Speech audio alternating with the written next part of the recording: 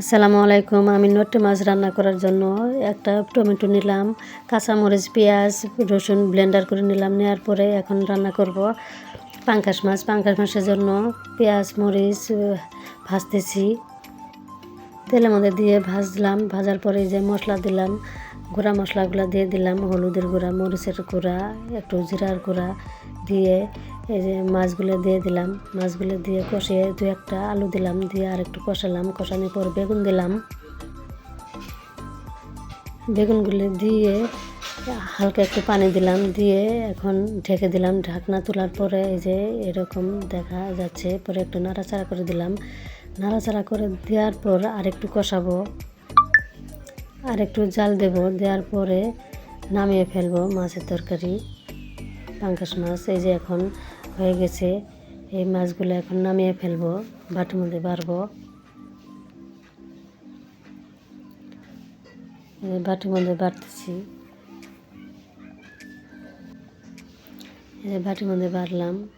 দেখেন কি সুন্দর হয়েছে তরকারিটা, অনেক সুন্দর হয়েছে, খেতেও অনেক মজা হয়েছিল তরকারি।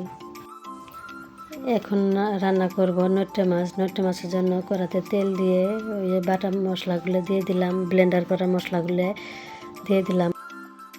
তারপর এর মধ্যে দিলাম হলুদের গুঁড়া এবং মরিচের গুঁড়া।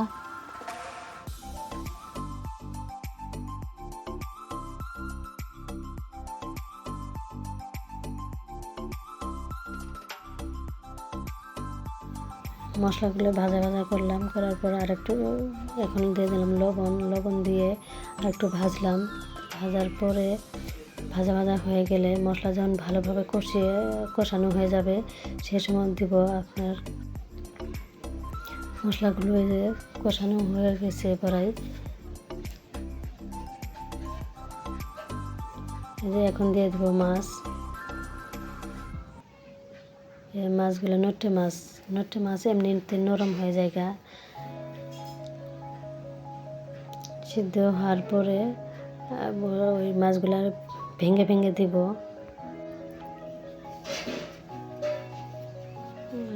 মশলা কষানো মশলার মধ্যে ভালো করে মিশিয়ে, মাছটা ভালো করে মিশিয়ে জাল দিতেছি। দেওয়ার পরে যে মশলা মেশানো হয়ে গেলে, কষানো হয়ে গেলে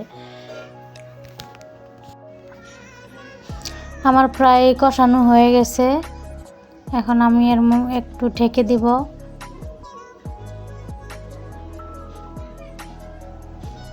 এই যে আমার তরকারির কি সুন্দর একটা কালার এসেছে। লইট্টে মাছগুলো অনেক নরম হয়, মানে একটু নাড়াচাড়া দেওয়ার সাথে সাথেই ভেঙে যায়, মানে অল্প অল্প একটু সিদ্ধ হওয়ার পরেই নাড়াচাড়া দেওয়ার পরে ভেঙে যায়। দেখুন একবারেই ভেঙে গেছে লইট্টে মাছগুলো আমার।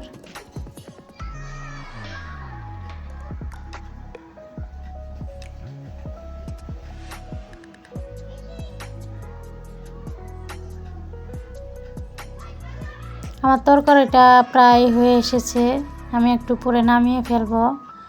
আমার এই নতুন চ্যানেলের ভিডিওগুলো যারা যারা দেখতেছেন বা দেখেন, আমার ভিডিওগুলোতে একটু লাইক কমেন্ট শেয়ার করবেন। আপনারা লাইক কমেন্ট শেয়ার করলে আমার খুব ভালো লাগে। এই যে আমার লইট্টে মাছের তরকারি শেষ, আমি বাটিতে বেড়ে নিলাম। কেমন হয়েছে জানাবেন। সবাই ভালো থাকবেন। আসসালামু আলাইকুম।